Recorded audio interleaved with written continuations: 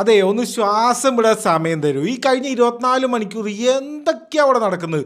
ഒരു സ്ഥലത്ത് അവിടെ റവല്യൂഷൻ നടക്കുന്നു, അപ്പുറത്ത് അടുത്ത വേൾഡ് വാറിൻ്റെ ഒരുക്കങ്ങൾ നടക്കുന്നു, അപ്പുറത്ത് അമേരിക്കയിൽ തോക്ക് കൊണ്ട് ആൾക്കാരെ വെടിവെച്ച് കൊല്ലുന്നു, ഇസ്രയേൽ പിന്നെ എപ്പോഴും ബോംബിട്ട് കളിക്കുന്നു. എന്തൊക്കെയോ നടക്കുന്നുണ്ട്, ഓരോന്ന് ഡീറ്റെയിൽ ആയിട്ട് നോക്കാം. നേപ്പാളിൽ നടക്കുന്ന റവല്യൂഷൻ്റെ ലേറ്റസ്റ്റ് അപ്ഡേറ്റ്സ് എന്താണെന്ന് വെച്ച് കഴിഞ്ഞാൽ, ജെൻസിക്കാരാണ് ഇതൊക്കെ തുടങ്ങി വെച്ചത്. ഇപ്പം ജെൻസിക്കാരൊന്നുമല്ല, ഇപ്പോൾ കുറച്ച് അമ്മാവന്മാരും ബൂമേഴ്സൊക്കെ കളത്തിൽ ഇറങ്ങിയിട്ടുണ്ട്. അതിൻ്റെ കാണാനും ഉണ്ട്. എല്ലാം പിടിച്ച് കത്തിച്ചിട്ടുണ്ട്. അവിടുത്തെ പാർലമെൻറ്റ് കത്തിച്ചു, അവിടുത്തെ ലെജിസ്ലേച്ചറുള്ള ഒരു ബിൽഡിങ് കത്തിക്കുന്നു, കോടതി കത്തിക്കുന്നു, പോലീസ് സ്റ്റേഷൻ കത്തിക്കുന്നു, ഹിൽട്ടൻ്റെ ഒരു ഹോട്ടലുണ്ട്, നേപ്പാളിലെ ഏറ്റവും ടോളസ്റ്റ് ബിൽഡിംഗ് ആണ്, അതുവരെ കത്തിച്ചു.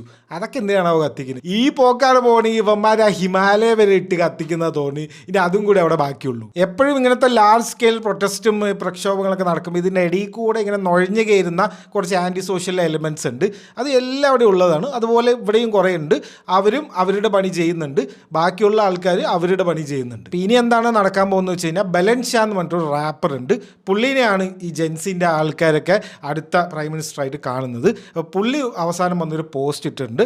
എന്താണെന്ന് വെച്ച് കഴിഞ്ഞാൽ, ഒരു ഇൻ്ററിം ഒരു ഗവൺമെൻറ്റിനെ അവർ ഏൽപ്പിക്കുകയാണ്. സുശീല കാർക്കി എന്ന് പറഞ്ഞിട്ട് ഫോർമർ സുപ്രീം കോടതി ജഡ്ജിനെ അവർ ഒരു ഇൻ്ററിം ഗവൺമെൻറ്റിൻ്റെ അധികാരത്തിൽ ഏൽപ്പിക്കുകയാണെന്ന് ബലൻഷാ പോസ്റ്റ് ചെയ്തിട്ടുണ്ട്. ഇനി നേരെ നമുക്ക് റഷ്യയിലേക്ക് പോകണം. അവിടെ ഈസ്റ്റേൺ പോളണ്ടിൽ റഷ്യയുടെ ഒരു കമിക്കാസി ഡ്രോൺ വന്ന് വീണു എന്നാണ് വാർത്ത. എന്താണ് പ്രത്യേകത എന്ന് വെച്ച് കഴിഞ്ഞാൽ, പോളണ്ട് നേറ്റോയിലെ അംഗമാണ്. ഏതെങ്കിലും ഒരു നേറ്റോൻ്റെ കൺട്രീനെ റഷ്യ അറ്റാക്ക് ചെയ്യാൻ വേണ്ടി ഇരിക്കുകയാണ് ബാക്കി എല്ലാവരും ഇവർക്ക് പണി കൊടുക്കാൻ വേണ്ടിയിട്ട്. അപ്പോൾ ഇൻവോക്ക് ചെയ്തിട്ട് ആർട്ടിക്കിൾ 4 ഇൻവോക്ക് ചെയ്തിട്ടുണ്ട്. അത് വലിയ കാര്യമൊന്നുമില്ല. എന്താ വെച്ച് കഴിഞ്ഞാൽ, എല്ലാവരും കൂടെ വന്ന് ഈ നേറ്റോയിലെ മെമ്പേഴ്സൊക്കെ വന്നിരുന്ന് ചർച്ച ചെയ്യും എന്നുള്ള സംഭവമുള്ളൂ.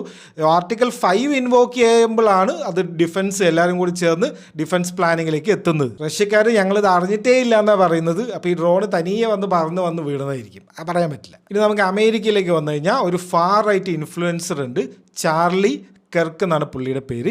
ഈ ചാർലി കെർക്ക് എന്ന് പറഞ്ഞു കഴിഞ്ഞാൽ ഡൊണാൾഡ് ട്രംപിനെ സപ്പോർട്ട് ചെയ്യുന്നതും ഭയങ്കര റൈറ്റ് വിങ് ആയിട്ടുള്ള ആളാണ്. അപ്പോൾ പുള്ളി ഇങ്ങനെ കോളേജിലൊക്കെ പോയി ഇങ്ങനെ ആൾക്കാരുടെയൊക്കെ ഡിബേറ്റ് ചെയ്യുന്ന ആളാണ്. അപ്പോൾ യൂട്ടാ എന്ന് പറഞ്ഞിട്ടുള്ള സ്ഥലത്ത് ഒരു കോളേജിൽ ഫംഗ്ഷനിൽ ഇതേപോലെ ഇയാൾ ഡിബേറ്റ് ചെയ്യുമ്പോൾ ആരും ഇയാൾ വന്ന് വെടിവെച്ചു. അമേരിക്ക ഈ ഗൺ വയലൻസിൻ്റെ കാര്യത്തിൽ അറിയാലോ, ഭയങ്കര ഡേഞ്ചറസ് ആണ്.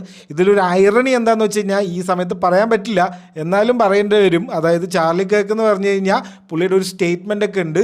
ഈ അമേരിക്കയിലെ ഗൺ ലോസ് സപ്പോർട്ട് ചെയ്യാൻ വേണ്ടിയിട്ട് ഒരാൾ 2-3 പേര് മരിച്ചാലും കുഴപ്പമില്ല എന്ന് വരെ പുള്ളി പറഞ്ഞിട്ടുണ്ട്. ഇനി നമ്മുടെ ഇസ്രായേലിൻ്റെ കാര്യം എടുത്തു കഴിഞ്ഞാൽ, ആക്ച്വലി അവരുടെ ഖത്തറിലെ മിഷൻ സക്സസ്ഫുൾ അല്ല എന്നാണ് ഇപ്പോൾ എല്ലാവരും പറയുന്നത്.